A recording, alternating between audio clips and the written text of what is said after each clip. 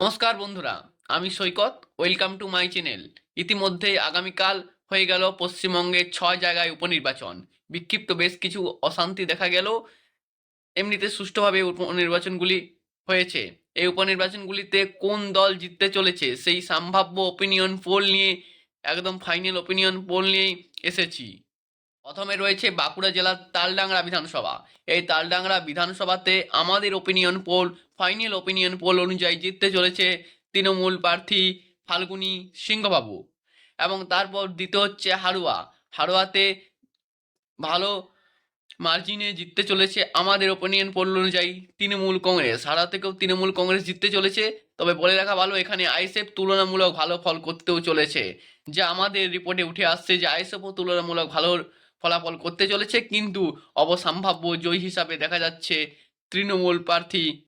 পর বিধানসভা মাদারিহাট। মাদারিহাটে আমরা আমাদের ওপিনিয়ন পোল অনুযায়ী বিজেপি এবং তৃণমূলের মধ্যে জোর টক্কর দেখা গেছে। এবং আগামীকাল যে ভোট হয়েছে মাদারহাটে, তাতে আমাদের ওপিনিয়ন পোল অনুযায়ী উঠে আসছে এখান থেকে বিজেপি অ্যাডভান্টেজ।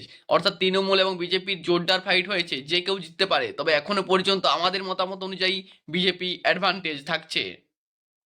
ভিডিওটা এগিয়ে নিয়ে যাওয়ার আগে বলে নিই, এই চ্যানেলে রাজনৈতিক গুরুত্বপূর্ণ নির্বাচনের গুরুত্বপূর্ণ খবরগুলি সবার আগে আপনি পেয়ে যাবেন, তাই চ্যানেলটি অবশ্যই সাবস্ক্রাইব করে রাখুন। তারপর বিধানসভা হচ্ছে নৈহাটি। নৈহাটিতে কালকে আমরা বেশ কিছু জায়গায় বিক্ষিপ্ত অশান্তি দেখেছি। নৈহাটিতে কাল অবশ্যই খবরের শিরোনামে ছিল নৈহাটি। এই গুরুত্বপূর্ণ বিধানসভা কেন্দ্রটি আমাদের ওপিনিয়ন পোল অনুযায়ী এখান থেকেও জিততে চলেছে তৃণমূল প্রার্থী সনৎ দে। তারপর বিধানসভা হচ্ছে মেদিনীপুর। মেদিনীপুরে বিজেপি এবং তৃণমূলের মধ্যে জোর টক্কর দেখা গেছে। তবে এখনো পর্যন্ত আমরা তৃণমূলকে এখান থেকে অ্যাডভান্টেজ যাচ্ছি, অর্থাৎ আমাদের মতামত অনুযায়ী সম্ভাব্য জয়ী হতে পারে তৃণমূল প্রার্থী। তারপর সিতাই বিধানসভা। সিতাই বিধানসভাতে কালকে উপনির্বাচন ছিল এবং ভোট সুষ্ঠুভাবে হয়েছে। এই সিতাই বিধানসভাতে আমাদের ফাইনাল ওপিনিয়ন পোল অনুযায়ী ওইখান থেকে জিততে চলেছে তৃণমূল।